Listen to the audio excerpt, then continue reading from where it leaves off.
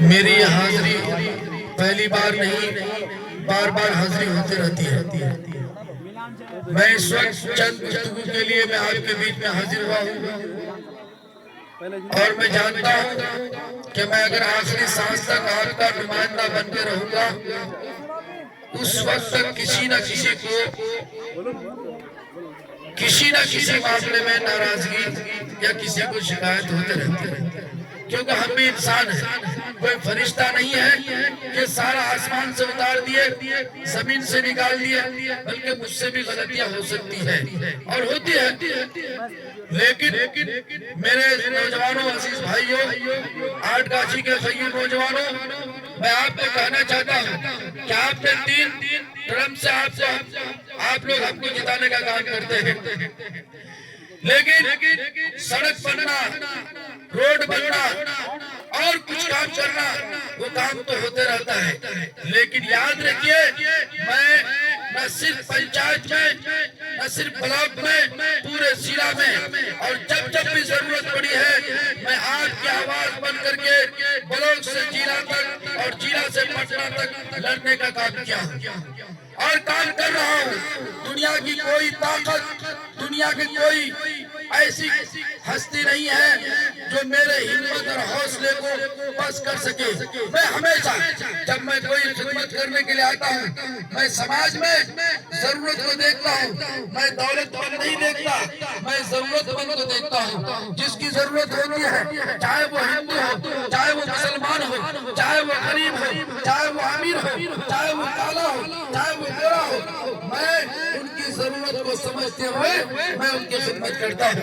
میرے عزیز بھائیوں، آپ لوگوں کو معلوم ہے، آٹھ گچھیا کی سرزمین وہ سرزمین ہے جب کسی کے اوپر اس کی اچھی نظر ہوتی ہے تو وہ کامیاب ہوتا ہے۔ آپ لوگ اگر چاہیں گے کہ مجھے 2025 میں اسمبلی کا ٹکٹ ملے، اور ٹکٹ ملنے کے بعد اگر آپ لوگ محنت کریں گے تو انشاءاللہ آپ کا بیٹا، آپ کا بھائی، آپ کا خادم ضرور کامیاب ہوگا انشاءاللہ۔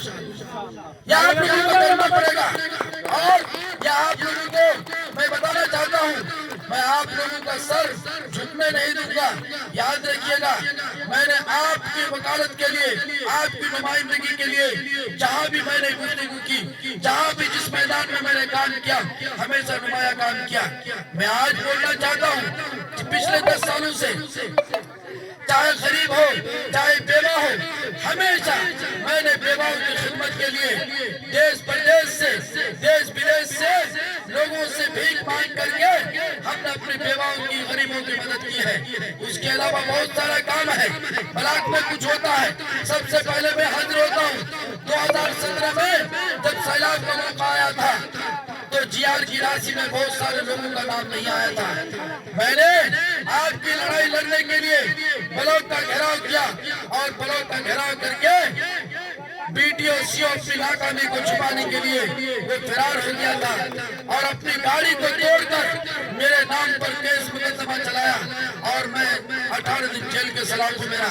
میں نے کہا تھا، میں نے بی ڈی او سی او کو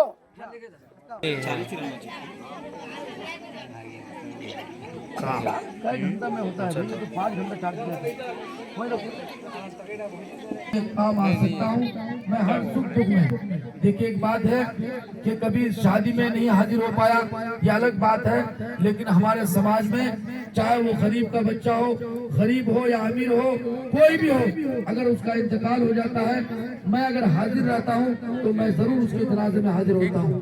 اس کی وجہ یہ ہے کہ اگر میں زندگی میں اس کی کوئی خدمت نہیں کر پایا تو کم سے کم نماز جنازہ میں اس کے لیے دعا کر دیتا ہوں۔ میرے عزیز بھائیوں، صرف میں جنازے تک محدود نہیں، بلکہ وقت کے حاکم کے آنکھ سے آنکھ ڈال کر آپ لوگوں کی لڑائی لڑنے کی صلاحیت رکھتا ہوں۔ ہندوستان کے کسی کونے میں ہو، اگر ہمارے آٹھ گاچھی پنچایت کا ہو، یا دگل بیگ پرکھنڈ کا ہو، یا ٹھاکر نند پرکھنڈ کا ہو، کوئی بھی ہندوستان کے کسی کونے میں اگر اس پر کوئی ظلم ہوگا تو انشاءاللہ العزیز مفتی اطہر پہلے اس آواز کو اٹھانے والا آدمی ہوگا انشاءاللہ۔ ہم نے بے شمار کام کیا آپ کے گاؤں میں۔ یہ ادریس کا چھوٹا بھائی مولانا حاجی طاہر صاحب کا بھتیجا दिल्ली के अंदर वो इलाज के लिए गया था और इलाज के क्रम में उसका इंतकाल मेरे ही घर पे हुआ था। हम अपने घर में रखे थे, बहुत सारे ऐसे लोग हैं, वजीर साहब वो भी बीमार हो गए थे। हमने उसकी लाश को, उसकी डेड बॉडी को उसके घर तक पहुंचाने का काम किया। मैं बहुत सारा काम कर रहा हूं और मेरे भाइयों, इसलिए आज अगर मेरी आवाज हिंदुस्तान के मुख्तलिफ शहरों में, हमारे इस इलाके के नौजवान पंजाब में है, हरियाणा में है, उत्तराखंड में है, दिल्ली में है, बम्बई में है, महाराष्ट्र में है, गुजरात में है, कलकत्ता में है और असम गुवाहाटी में है, जहां भी है, मैं उनसे कहना चाहता हूं कि आने वाले 2025 के चुनाव में आप एक ऐसे नौजवान को और एक ऐसे बेबाक और ईमानदार शख्स को जिताने का काम करो जो आपकी लड़ाई लड़ सके और हुकूमत वक्त के आंख से आंख डालकर बात करने की सलाहियत रखता हुआ जिताने का। इसलिए मेरे नौजवानों, ये चंद बातें थी। मैं आप लोगों से कहना चाहता हूं कि आप लोगों ने बहुत लोगों को मौका दिया, किसी को 2 बार मौका मिला, किसी को 3 बार, किसी को 4 बार। मैं आपके हाजिर हुआ हूं। आपने पंचायत में मुझे कामयाब किया। मुझसे यकीनी तौर पर किसी ने चाय नहीं पिया, किसी ने पान नहीं खाया। आटगाजी का एक एक नौजवान, एक एक बुजुर्ग हमको निस्वार्थ होकर के वोट देने का काम किया। और यही वजह है कि जब मैं गुजरता हूं, कोई गरीब हो या कोई मजदूर हो, मुझे एक आवाज देता है, मैं अपनी गाड़ी रोक के उससे मिलता हूं।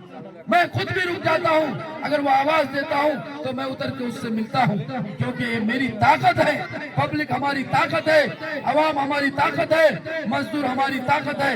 इसलिए मेरे नौजवानों, आपसे मेरी गुजारिश है कि आज की ये पहली मजलिस है। इंशाअल्लाह अगर आप लोग मेरा साथ देंगे तो मेरा हौसला बढ़ेगा।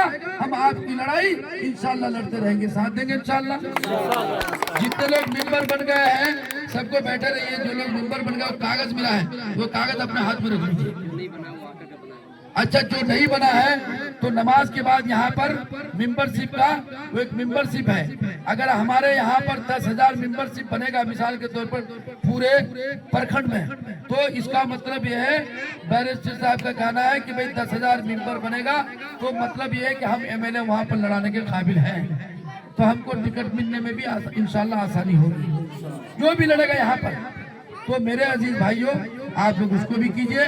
और आपसे मेरी गुजारिश है कि आप लोग मुझे जब जब भी कोई जरूरत पड़े, आप लोग बैठे रहते हैं। हाँ मुफ्ती साहब कहाँ कुछ करो ती तो कोई इतना कुछ नहीं बोलो, जखना मुझे याद हो